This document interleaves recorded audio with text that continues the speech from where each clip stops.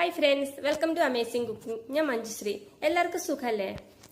ഇന്ന് വളരെ ഹെൽത്തി ആയിട്ടുള്ള ഒരു സ്നാക്കാണ് നമ്മളിവിടെ തയ്യാറാക്കുന്നത്, പാലക് പക്കോട. എല്ലാ അമ്മമാരുടെ ഒരു പരാതിയാണ് കുട്ടികൾ ശരിക്കും വെജിറ്റബിൾ കഴിക്കുന്നുള്ളത്. അപ്പൊ അങ്ങനെയുള്ളവർക്ക് ഈ മെത്തേഡ് ഒന്ന് ട്രൈ ചെയ്ത് നോക്കാം.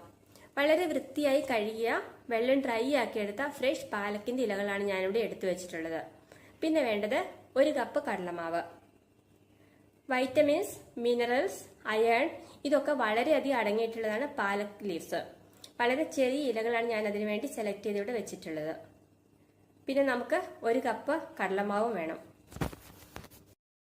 1 ടീസ്പൂൺ നല്ല ജീരകം, 1/2 ടീസ്പൂൺ മുളക് പൊടി, 1 ടീസ്പൂൺ കുക്കിംഗ് ഓയിൽ, 1/2 ടീസ്പൂൺ മഞ്ഞൾപ്പൊടി, ആവശ്യത്തിന് ഉപ്പ്.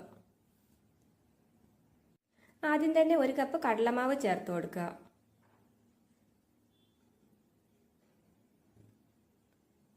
ആവശ്യത്തിനുള്ള ഉപ്പ് ചേർത്ത് കൊടുക്കുക. മുളക് പൊടി ചേർത്ത് കൊടുക്കുക.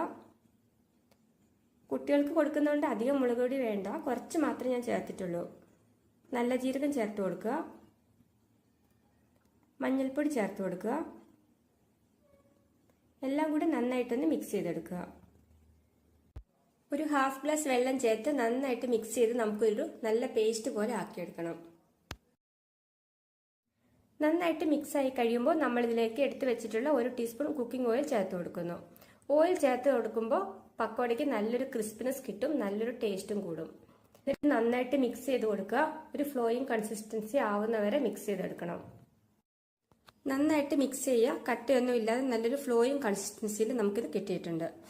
പാൻ നന്നായി ചൂടായിട്ട് വന്നിട്ടുണ്ട്. പക്കോട ഉണ്ടാക്കാൻ ആവശ്യമായിട്ടുള്ള ഓയിൽ ഇതിനകത്തേക്ക് ചേർത്ത് കൊടുക്കാം. എണ്ണ നന്നായി ചൂടായി വരുമ്പോൾ പാലക്കിന്റെ ഇല ഓരോന്നായിട്ട് എടുത്ത് ഇങ്ങനെ ബാറ്ററിൽ മുക്കി ഡയറക്റ്റ് എണ്ണയിലേക്ക് ഇട്ട് കൊടുക്കുക. എണ്ണ ചൂടായിട്ട് വരുമ്പോൾ ബാറ്ററിൽ മുക്കിയിട്ടുള്ള പാലക്കിന്റെ ഇലകൾ ഓരോന്നായിട്ട് എണ്ണയ്ക്കകത്തേക്ക് ചേർത്ത് കൊടുക്കാം. 3 ഇലകളാണ് ഞാൻ ഒരേ സമയത്ത് ഇപ്പോൾ ചേർത്ത് കൊടുക്കുന്നത്. ഇലകളിൽ എപ്പോഴും ഡ്രൈ ആയിരിക്കണം, അല്ലെങ്കിൽ എണ്ണയിൽ പെട്ടെന്ന് വെള്ളം ഉണ്ടെങ്കിൽ അത് പൊട്ടിത്തെറിക്കും. ഒരു സൈഡ് ആയി വന്നിട്ടുണ്ട്, നമുക്കൊന്ന് മറിച്ചിട്ട് കൊടുക്കാം.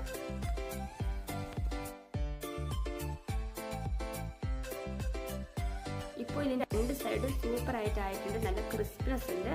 നമുക്കിതൊരു സർവിംഗ് ഡിഷിലേക്ക് മാറ്റാം.